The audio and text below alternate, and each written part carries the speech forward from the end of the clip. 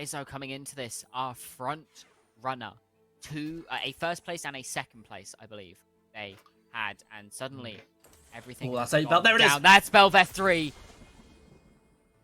Oh no, but she took the thieves gloves. Oh my god, what? Hi, I'm Garrix, a challenger player on EU West, and what you just saw was a game from one of my first tournaments. I've got improving to do still, so come along on this journey with me and let's get better at TFT together. Alright guys, so looking into what's strong right now in this patch, starting with the legend you want to take. So if you haven't played already, you probably noticed that, well, everybody is playing DRAVEN. And that is because he got a slight buff. His Spoils of War got a little increase, I believe, in the drop loot chance, but also the loot that drops, the better loot, so to say, it comes a bit earlier, or they increase the rate of it. So everybody just takes this and plays really heavy tempo and tries to, well, snowball those resources they get early into a lead later on. And also his second augment is pretty good as well. This you just get straight up gold with no setbacks, just that it's not all coming in immediately, and so you get it spread out in 4 rounds, but that doesn't really matter because again everybody is taking Spoils of War and everybody's taking balanced budget. So that's a really important thing to note here, that if everybody is playing this also, it doesn't really matter if it's a bit slow, because nobody else will have a combat augment or of sorts to be stronger than you, because again everybody's taking this, so everybody's doing the same and nobody's really stronger than the other augment wise. Only if you high roll your shops and your drops you'll be stronger, of course. And then the third augment here also got a buff this patch, rolling for days, so this is also really good. You just get free gold again. You can spend those resources you gathered earlier on and get some very strong units, and this also helps with getting a win condition in your 3-star forecasts, because if you have been playing the last few days, or yeah, my last games, there's probably been a 3-star forecast in like every game I've been playing. I got a game I had 3-star Felios and 3-star Urgot, but I lost that game because I lost to a 3-star Cassante, so go figure. But yeah, really what you do is you just play tempo early, so you just try to get a strong board. At 2-3 you just, or 2-2 I mean, you just level to 5, again try to gather those resources, econ up, and then usually everybody just sends it at the 3-5, getting their 2-star forecast ready, and then sending it again later on with the rolling for days. So yeah, that's really just how you play this meta right now. It's pretty dumb, but yeah, we'll see if a hotfix will come or not. But yeah, I think let's look at some comps you can play, or aim for at least. And I just want to show here some of my games. So I had two places, second places I mean, in a row here. So the first game here, second place, and I lost to a Gwen 3 here. Alright. The second game here I had 3-star Felios, 3-star Urgot, but I lost to a 3-star Cassante. And lastly here I played it Tristana reroll and lost to a 3-star Seri.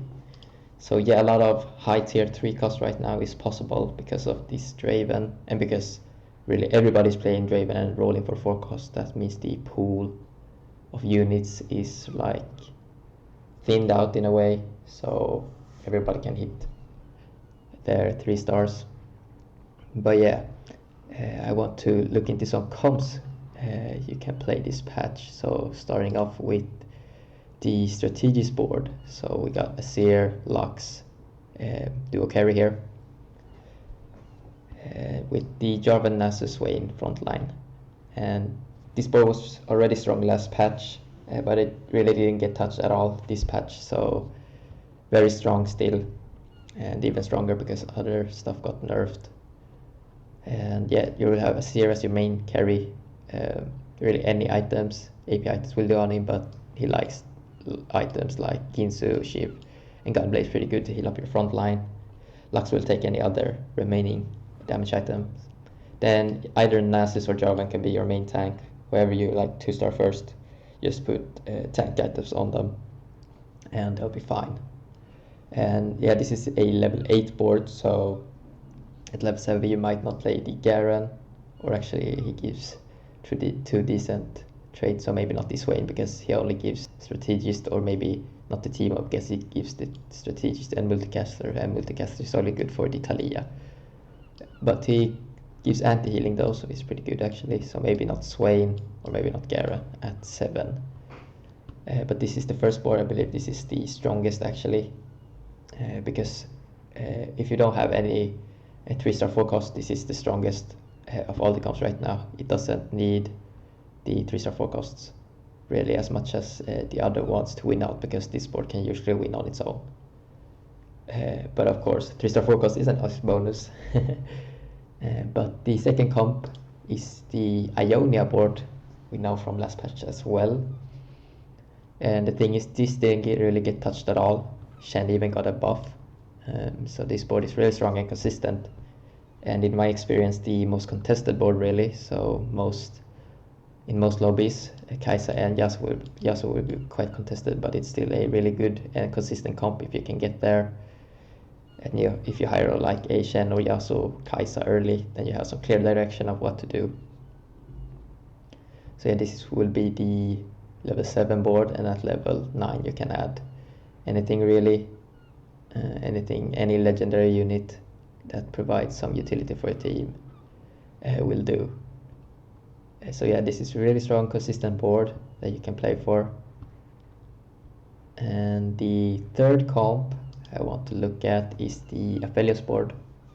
Also nothing new here really, but Aphelios got a slight nerf, but it doesn't really affect him that much. Urgot got a large nerf though, so he's not that strong anymore, but he's still playable of course. So Aphelios here, I've had some success with him actually.